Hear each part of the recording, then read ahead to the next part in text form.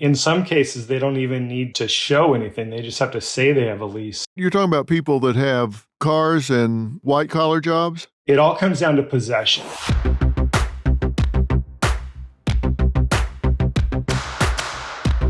All right, imagine having the opportunity to take your family on a dream vacation. You worked hard, implemented a plan, and made it a reality. Now, while on this dream vacation, you post on social media beautiful pictures of your adventures and daily activities. A week later, your vacation draws to an end, and you arrive back home and find a scary and horrible squatting situation happening. Now, people have taken over your home. They literally moved in while you were away. And in some states, there is nothing you can do about it. I am not one to support bad behavior, and I want you to be informed of your rights as a homeowner, landlord, or a renter. In 2019, squatters took over Flash Shelton's mother's house. Those squatters messed with the wrong guy. Flash is an anti-squatter activist, squatter hunter, and host of Outside the Box with Flash. He's going to tell us how he got the squatters out in less than a day. And that, sadly, is unusual. Also here in studio is Mark Gerling, managing attorney at Gerling Law. Now, he is a Texas real estate attorney serving landlords and has expert knowledge of Texas eviction law. So thank you both for being here. I appreciate it. We are really interested in what you guys have to say. I've been interested in these squatter stories for really a long time. Going back a couple of years in California, it's really bad because they just don't have the right laws there as they do here.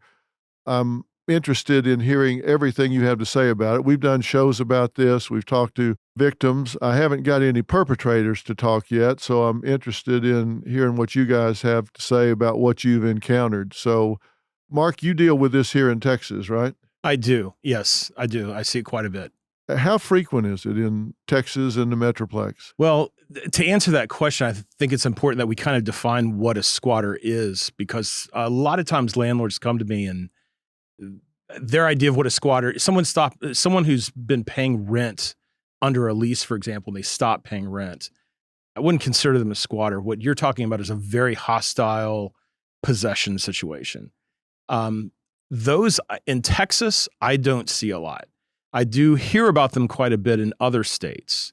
Most of the squatter situations that I'm running into involve a tenant who may or may not execute a lease, but they end up taking possession of the property under false pretenses. So perhaps they'll make a promise of a payment. Usually there's a housing emergency involved, which should always be a red flag for a landlord. But that's typically what I'm seeing. Well, I can tell you that in the research we've done for shows and things in the past, we've run across a fair amount of straight up fraudulent squatters in the Metroplex that actually work neighborhoods. They go to one house, they finally get out of that, they move up the street, go into another one. We've got victims that have spent as much as $250,000 trying to get them out. So it can be a serious problem. Flash, you weren't involved in this until they hit your mother's house. How'd they get into your mother's house? My father had passed away. We moved my mom in with me to sell her house so she could move on. It was a remote location in Northern California to just the family. We just didn't want her up there by herself. We listed the house, had a sign in the front yard, and I got a report that the realtor said there was, people coming and going and they couldn't do anything with the house. And neighbors told me that the back door was broken in. So I did like everyone. I called the sheriff and I expected them to just go in and rip them out, arrest them for breaking and entering, trespassing. And I was told the words that everyone dreads, that, there's a house full of furniture. It appears you have a squatter and there's nothing we can do. All right, let's talk about this because I can tell you what our listeners are thinking and viewers are thinking about right now. You just said back door was broken into. Okay, now that's not always the case because they do some different things, which we'll get to in a minute. But in some cases, it's just that blatant. They break through a window or a door. Mark, how is that not breaking and entering? It is breaking and entering. The problem with that scenario is it puts law enforcement in the position of being the judge. If they come to a property and a homeowner's complaining that the occupants of the property have broken and entered, but then the police officer observes things like beds in the property, he has no way of knowing. It's their word against the landlord's. So they often are very hesitant to do anything. And that's where the homeowners end up hearing the unfortunate words, it's a civil matter. That's something we hear a lot. Okay, every situation that we've investigated here, and there have been many from Florida to California, they tell me when the police get there, they present some kind of piece of paper. I mean, they've literally, and I mean this literally, not as a extreme example, but literally, they have a lease written out on the back of a fast food sack. Right. And it's not signed. They've written out, I agree to rent or lease this property to so-and-so for X amount of dollars. Yeah, I mean, it's just scribbled out. And as soon as they show that to the police say, well, this is now a civil matter. There's documentation here. There's a lease. If they didn't have anything, they were just in your house and they had nothing, maybe we could do something, but that's not the case. They've got a lease here. They've got a rental agreement. They've got something. So you're going to have to go down and file something with civil court, start eviction procedures and processes. But as the police, we can't do anything. Is that true? Pretty much. Yeah. Flash, let me know what you've encountered out there dealing with these people. Yes, in some cases they don't even need to show anything. They just have to say they have a lease.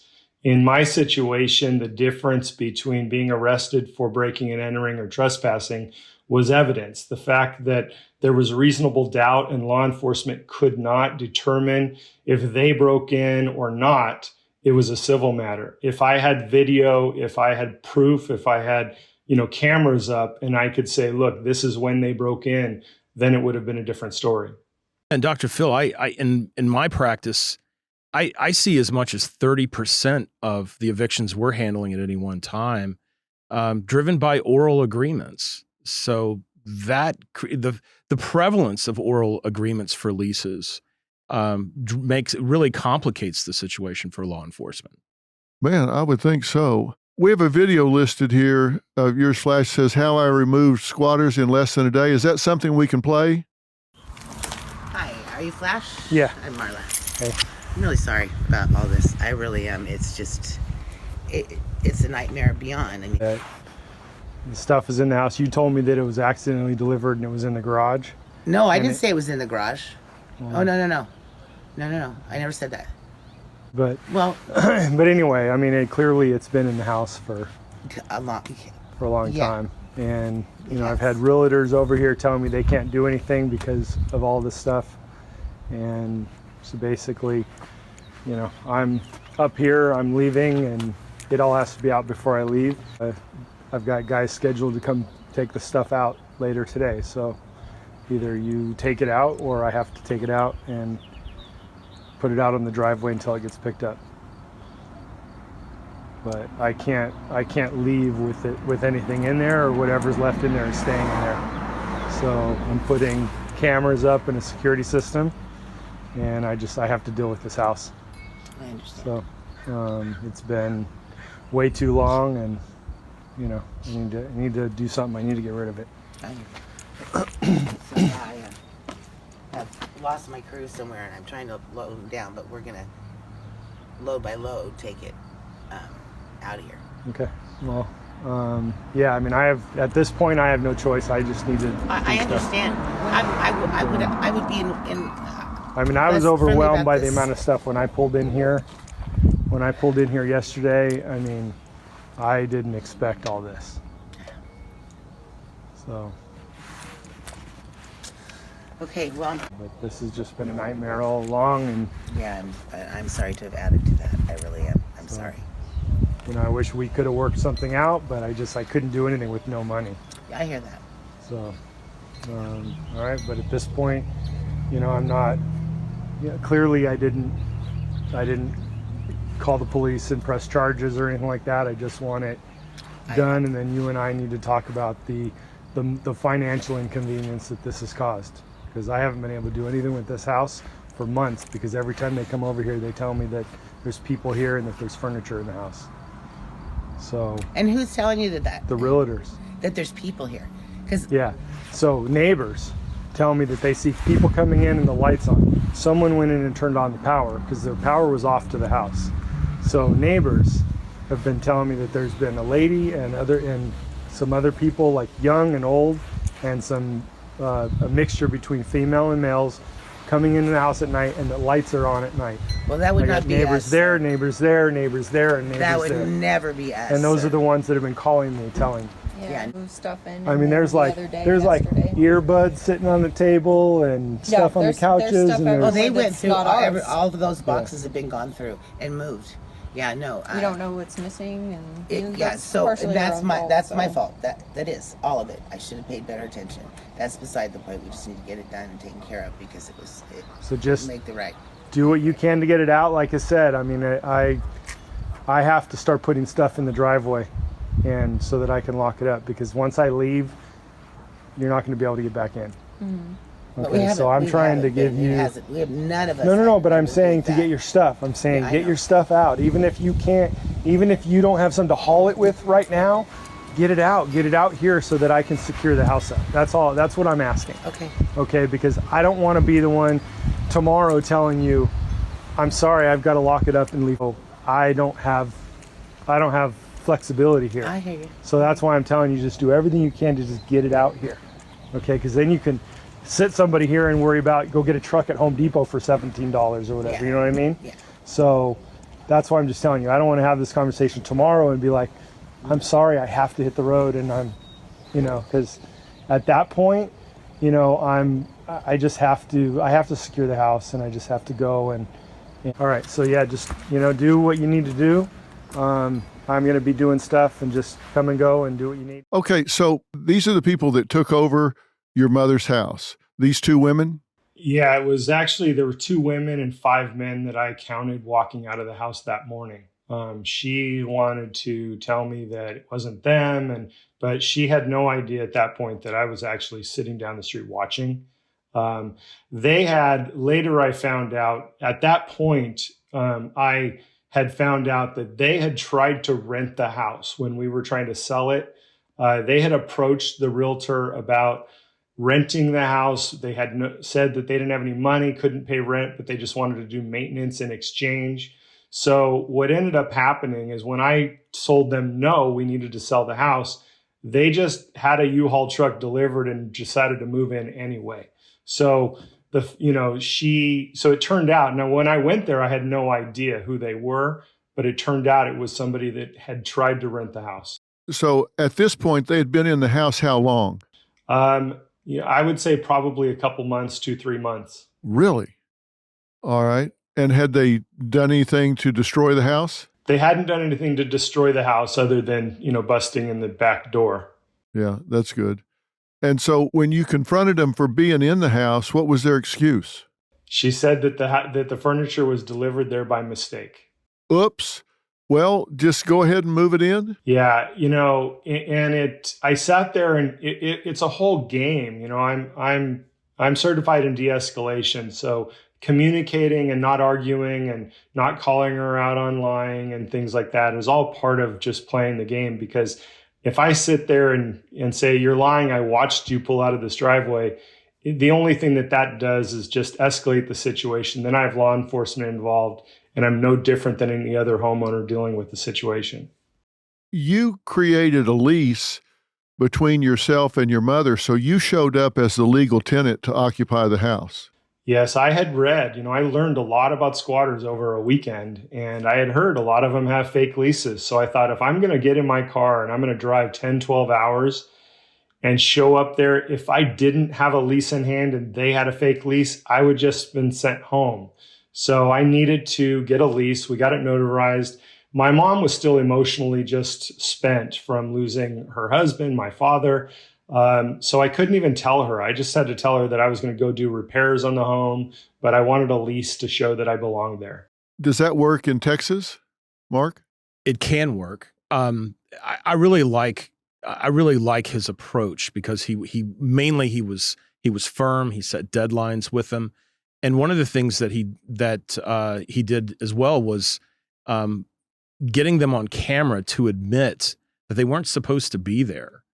And that, I think that really would carry a lot of currency normally. One of the problems that we have in Texas, I'm sure other states have this as well, is if you wrongfully remove a tenant, even one who's not legally supposed to be there, if you fail to go through the legal process of eviction, you subject yourself to having the tenant go to a local justice of the peace and asking for something called a writ of reentry. And that's where the constables will walk out, will go to the property with the tenant and force you into returning possession of your own property to those tenants. Even though they got it illegally. Yes, absolutely. Because the question of whether or not it was illegal has not been resolved by a court. So there's no self-help in evictions.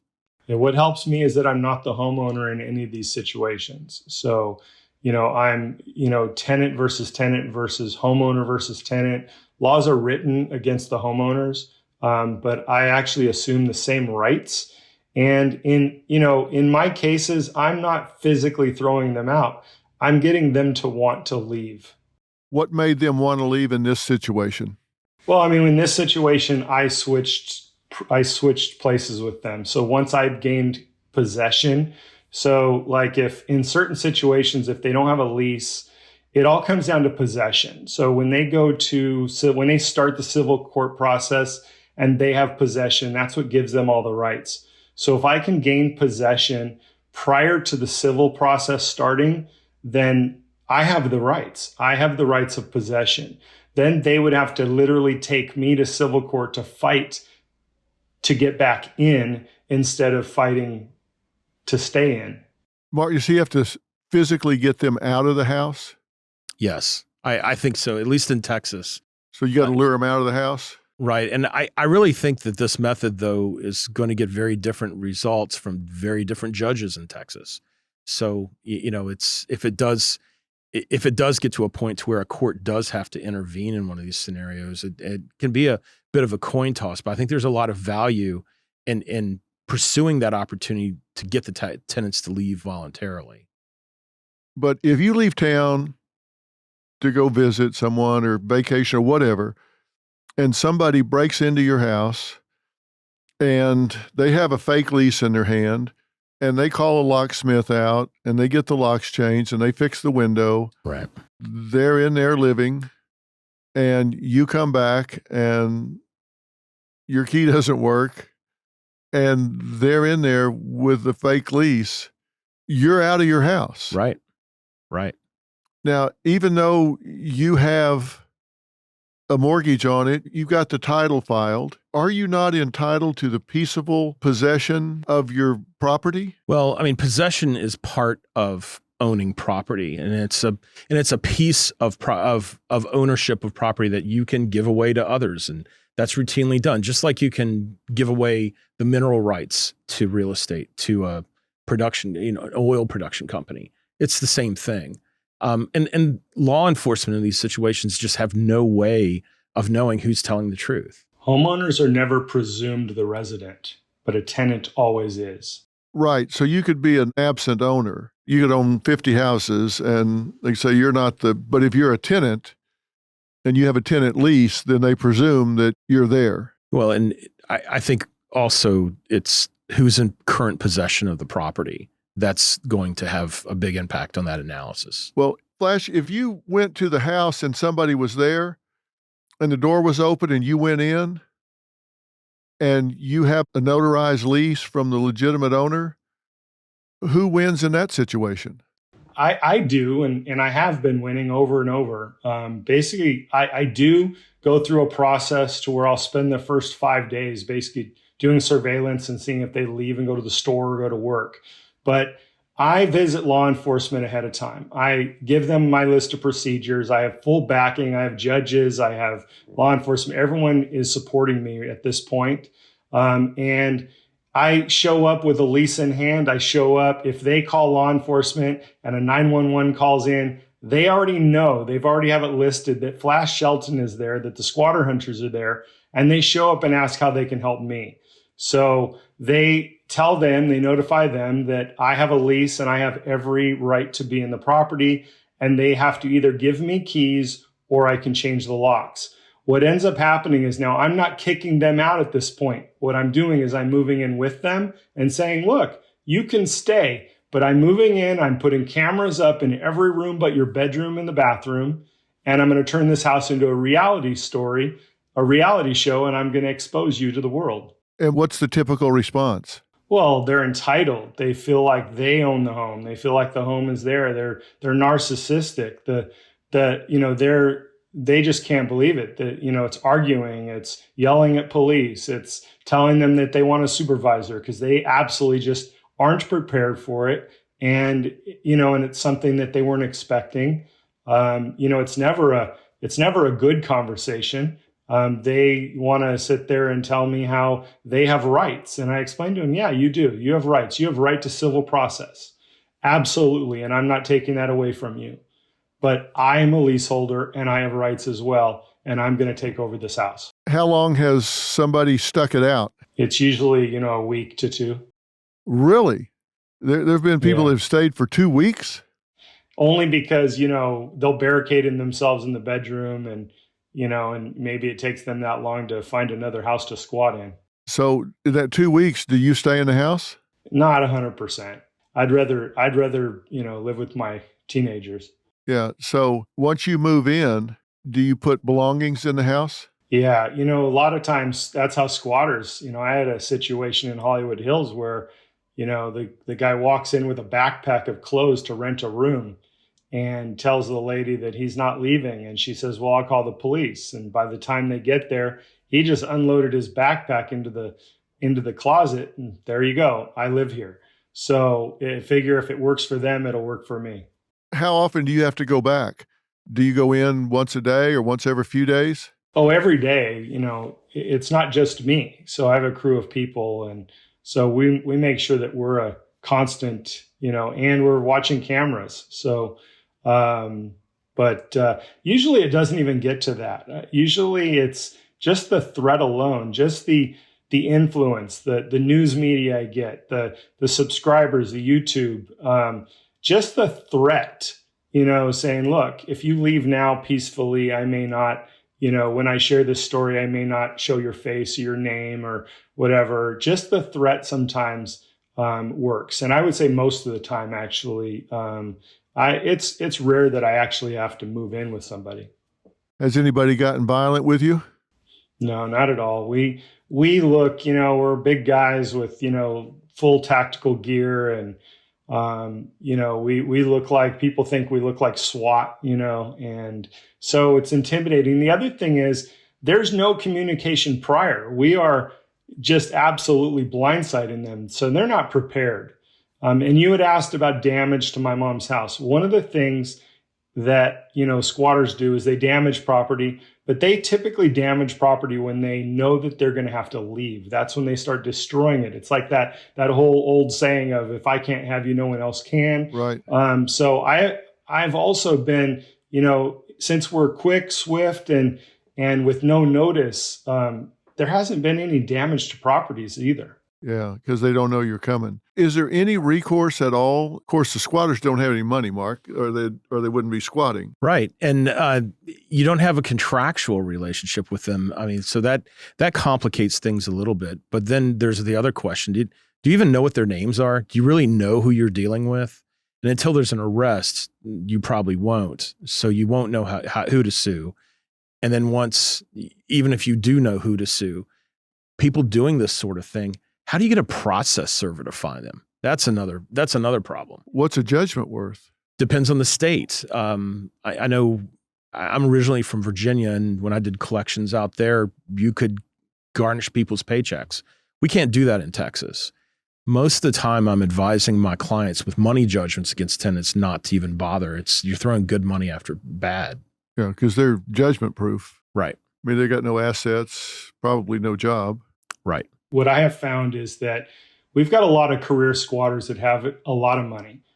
They've got nice cars. One of my last videos, she's got a brand new Jeep.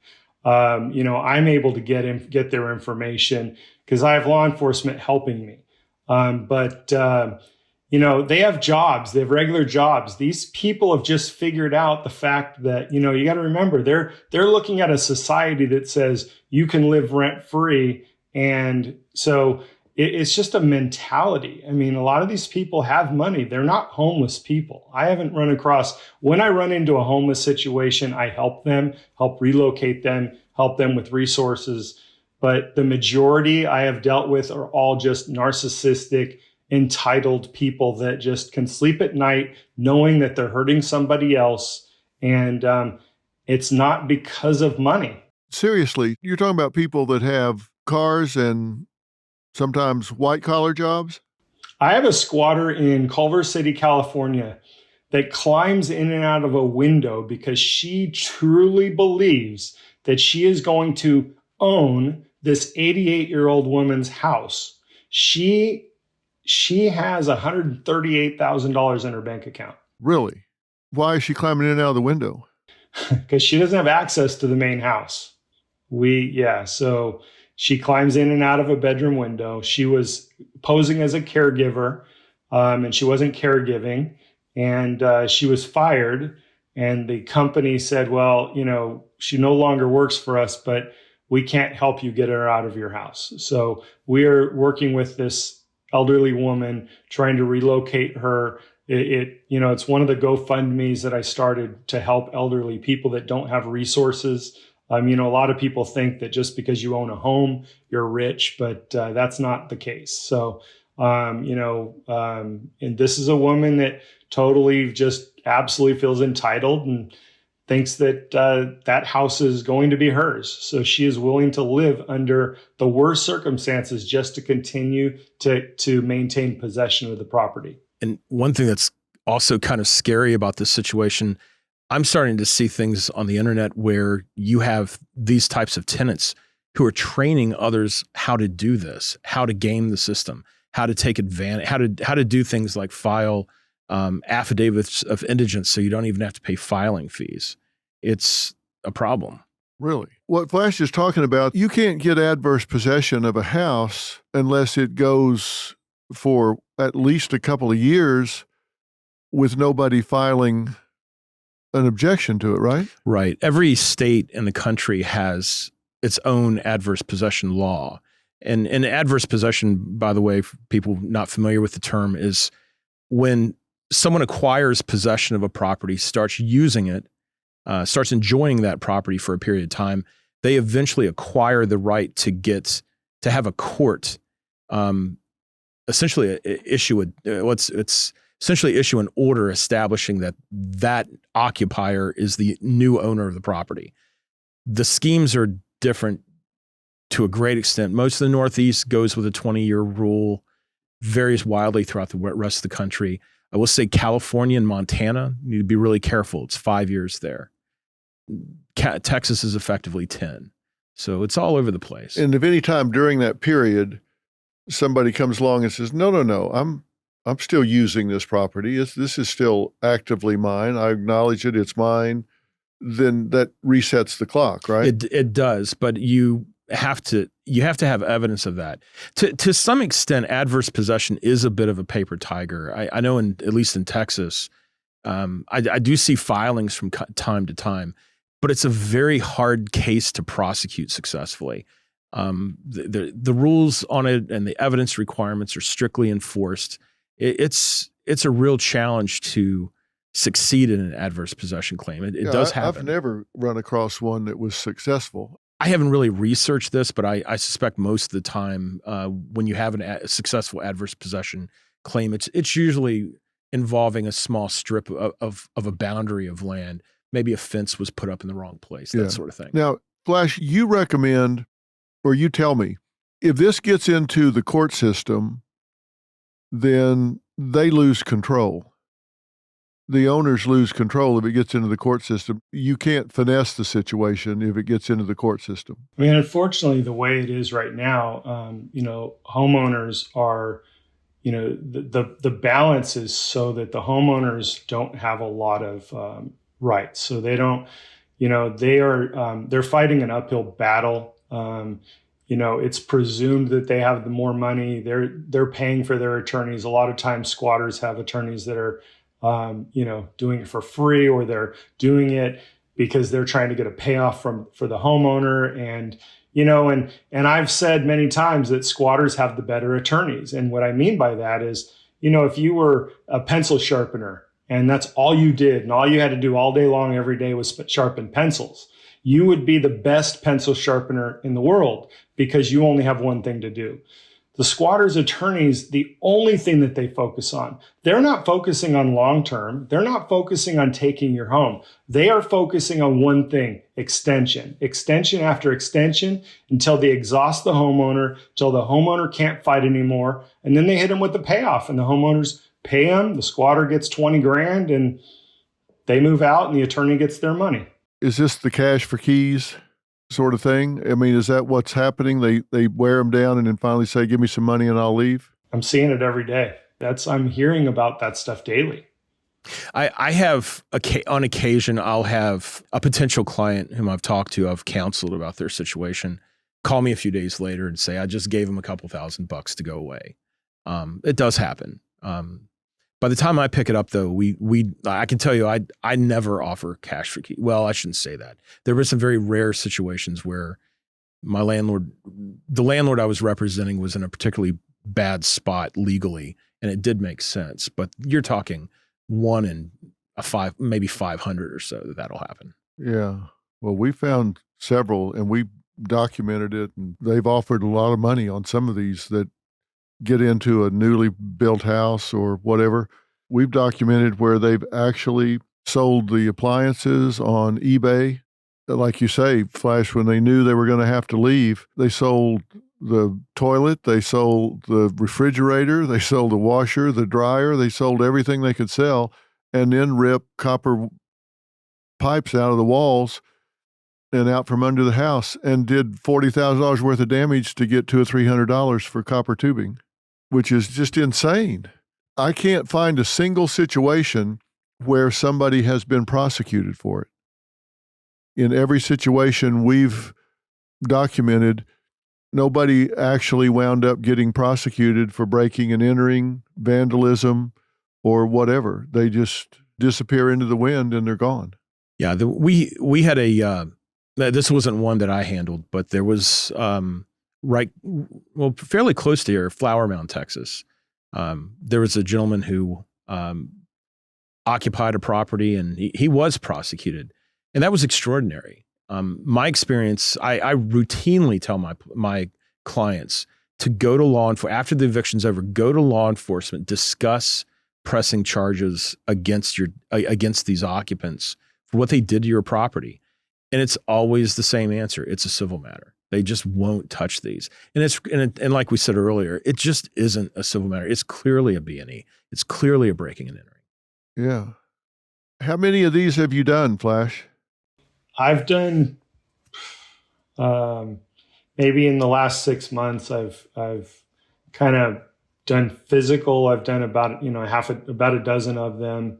I do consultations, 3 or 4 a day. Across the U.S. and in other countries. In many cases, I can just kind of advise them and talk to them and help figure it out for themselves, and they don't actually have to bring our crew in. I've dealt with in the last year hundreds of cases. Wow. How do you charge for this? My heart was in it too much. So for like the first 8 months, I was covering everything, and it just didn't work out well for me. I would think not. I charge $150 for a consultation fee that I'm giving advice, and I put that money towards helping with squatter law change. And then, and it ranges between 1,000 and 20,000 basically for us to, I've got 3 different phases to where, basically it comes down to $5,000 a week. But most of the time for $1,000, I'll do a virtual thing to where I look these people up, I get their background, I check out their family, their minister, whatever, whoever, their sponsor, whatever it is, and threaten to expose them and send them a short video clip. And in many cases, people have social media and they care about their reputation, and I can get them to move out just merely the fact that, I'm going to expose them. And I tell people, if they want to help me get squatters out, they just have to subscribe to my YouTube channel because, it's that influence a lot of times that helps me. And the fact that, I can pretty much have the news media out at a location by the next day. Yeah. Wow. Hundreds of these things. Does that surprise you? Not Mark? at all. Not at all. Now, Flash, I understand you're nationwide. Is that correct? Yes. Yeah, that sounds about right. My biggest supporters are law enforcement. And, so when I started recruiting, squatter hunters, it's amazing the amount of law enforcement guys that are either active or retired that reached out saying, hey, we love what you're doing and we want to help. And a lot of guys saying, look, they spent 30 years on the force having to walk away from homeowners and turn their back on them. And I'm giving them an opportunity to actually do something for a homeowner now. So, so I'm taking advantage of that. I'm bringing in anyone that wants to help. But, I'm just excited in the fact that I've got law enforcement support, and I've had judges reach out to me, and now I'm actually have, which kind of surprised me, is that, attorneys are referring their clients when they get to the point where they just honestly look at them and say, look, this is going to drag out for like a year. So, and, they're like, you should go and try this guy out. It makes sense. I mean, if you can do this commonsensically and you can do it based on possession, it makes sense. And the two of you help our audience now. What are the best ways to inoculate yourself from being victimized by these squatters? I mean, people have to go out of town. When I travel, I don't ever tell anybody I'm leaving or where I'm going or anything of the sort, just for security purposes. But what do you say to people other than don't signal to the world that you're leaving your house unattended? How do you protect yourself against squatters? Yeah, I do have some prevention videos and I do consultations for people that want to specifically break down their situation. But in general, you need cameras and alarm system with cameras that you can literally look at. No matter where you are in the world, you can look at it on your phone, so that you can document when they enter. I have situations where, and I have a video where exactly like you mentioned, where a family went on vacation and they came home to a squatter and they were not allowed to enter their home. But it doesn't take a vacation. That's the thing. It's like, it's a matter of minutes. I mean, squatters can just drive by, see a nice house and send mail and start sending mail to a house, and then eventually get there before you do and have mail that shows their name at that address. So you just have to, be able to document when they come in, and, it gives you a fighting chance. Yeah. And then some of the situations I deal with more regularly involve rental properties that are sitting empty. They're going through the make ready process for the next tenant. And then someone is let into the unit somehow. Someone breaks in.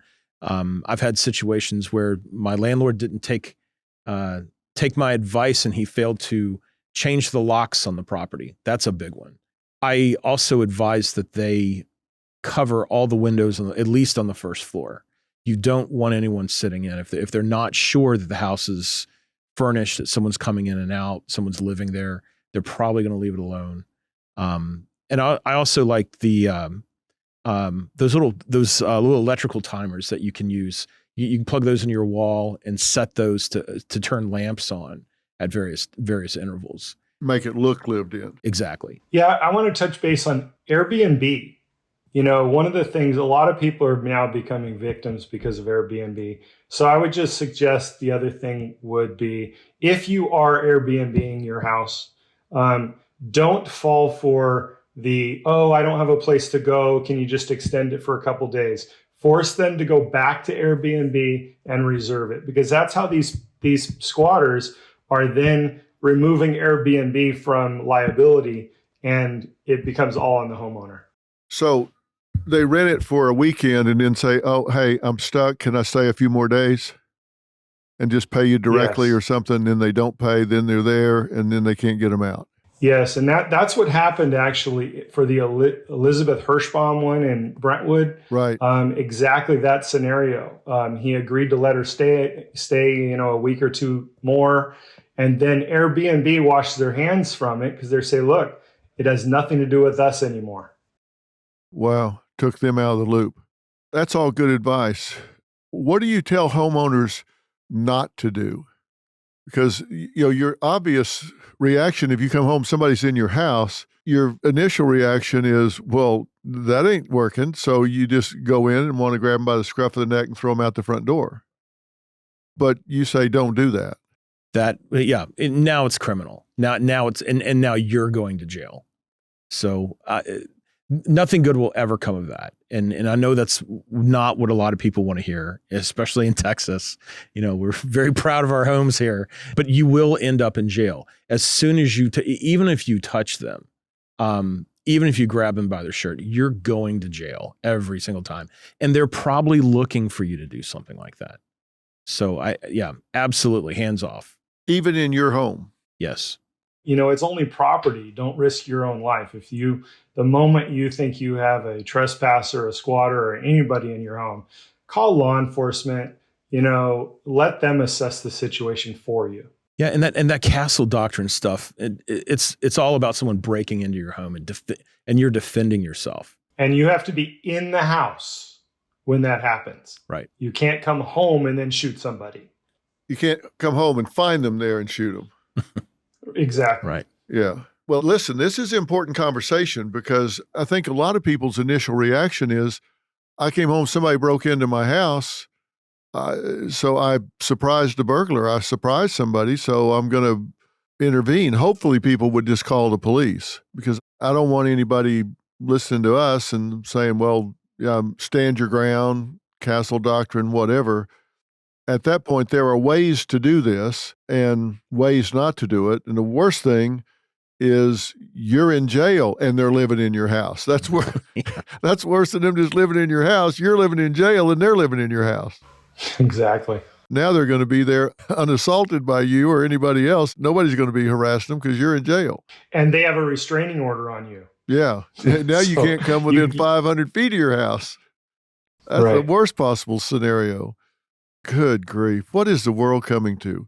United Nations estimates over 1 billion squatters worldwide. Really? So, it's, that you can find on the internet. So they cared enough about it to actually get a statistic and put it out there. It's happening. It's not just a U.S. thing. It's a world thing. Yeah, but I kind of wonder about those statistics on some level. It's, what are they doing with the definition of what a squatter is? How many of are they including favelas in there, for example? It's what we're thinking of what a squatter really is. Someone who's taking hostile possession of a property. Yeah. Probably isn't totally lining up with those statistics, but I think it's high. I think it's on the increase. I think that influencer out of Florida, I can't remember the guy's name. He was encouraging and training illegals Right. on how to use the system, how to use our civil system to occupy someone's house and how to stay in them. Florida's legislature did a great job putting together a pretty strong law. I think there's a small little wrinkle there that I'd like to have seen a little bit tighter, but overall, I think they did a great job of closing the gaps there. Yeah. Well, one of our squatter stories that we covered was involved in that law. She had a squatter in her home, and she's one of the ones that they did $40,000 worth of damage to before they could get them out. It was terrible. Nice little home, and it was up for sale, and cost her the sale because she had to go in and repair it and all that kind of stuff. It was just terrible. And what kills me about all this is there are laws that can be enforced quite often. You know, I think your team may have located me with as a result of my involvement with evicting the Schwabs out of a property here in Texas. They ended up, after repeatedly victimizing landlords in the Dallas-Fort Worth area, they went up to Colorado, and the county there didn't mess around. The county ended up burning them on an identity theft crime. And that's often, you know, when they're giving false identities to acquire possession of properties, which I see happening all the time. I'm dealing with one right now. And, you know, this tenant even put her own background check together, if you can believe that. Really? Fake pay stubs from ADP. I mean, it really looks sharp. She did a great job. I got to give it to her. Yeah, but I mean, somebody that has that skill could do other things. I mean, if they put that much energy into it, what else could they do? That's absolutely crazy. I'm telling you, that's what the world's coming to. I hate that. I believe it comes down to just a sense of entitlement. And I'm glad you pointed out, both of you, that a lot of these people are not just trying to get in out of the weather. These are people that have resources, could rent a place. They're just trying to get by, you know, save money and get by. That's hard for a lot of people to wrap their head around. I cannot imagine staying in somebody's house for free and not paying them. And they're coming asking me to leave. No, I'm not going to leave because you can't make me. How could you sleep at night knowing you're in somebody's house? These tenants often genuinely believe, because the landowner owns not just the home they live in, but another home they can rent out, that this person's rich. And I guess relative to the tenant, they often are. I bought 2 properties with a business partner. After a year, one of the renters moved out. When I was sending a handyman over, we discovered pit bulls on the porch. Then out of the front door, one of the squatters came out. She told me that she had rented the home. I told her, I'm afraid that you can't stay here. At that point, her whole demeanor changed, and she began to get a little bit belligerent. You're gonna vacate? Yeah. Oh no, of course, I'm not gonna vacate. I'm gonna let him investigate and do what he does, and once you find out I'm not fraud, then you can take the next step. I'm not gonna debate you. You can go ahead and get ready for it. You can come back later. You can come back later. Matter of fact, I will call other people here as well, because I don't like how this is going.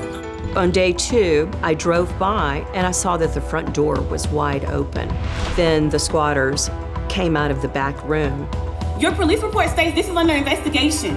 So with that being said, we don't have to leave anything until the police comes back and tell us what would be the I have every decision. right to be in the house. You don't have every right to be in the house at all. I do, ma'am. You do not. I was astonished and horrified.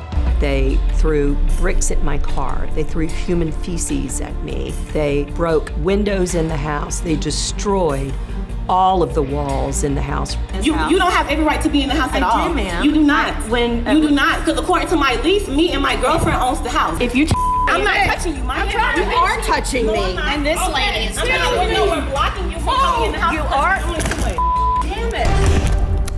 I don't know. I'm not the psychiatrist here. And Seriously, we had a woman on our show that's a realtor. She was saying that one of her attitudes was, hey, they're not using it. How are they going to miss it? What difference does it make? I can stay there. It doesn't matter. Well, it does matter. What an entitled attitude. But I want to put links up here. I'm so glad we've had this conversation. And Flash, with your permission, I would like to put a link up to your YouTube channel so people can find you.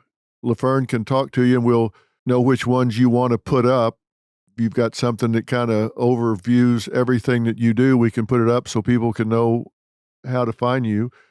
Mark, the same thing. I'd like to put up a link to you so people, if they get in these situations, they can, find a good real estate lawyer that can advise them on this, because I don't want people getting in trouble, but I also don't want them suffering under this any more than they have to. So right. It's unfortunate, DrPhil, that this eviction process, at least in Texas, is intended to be a very simple one.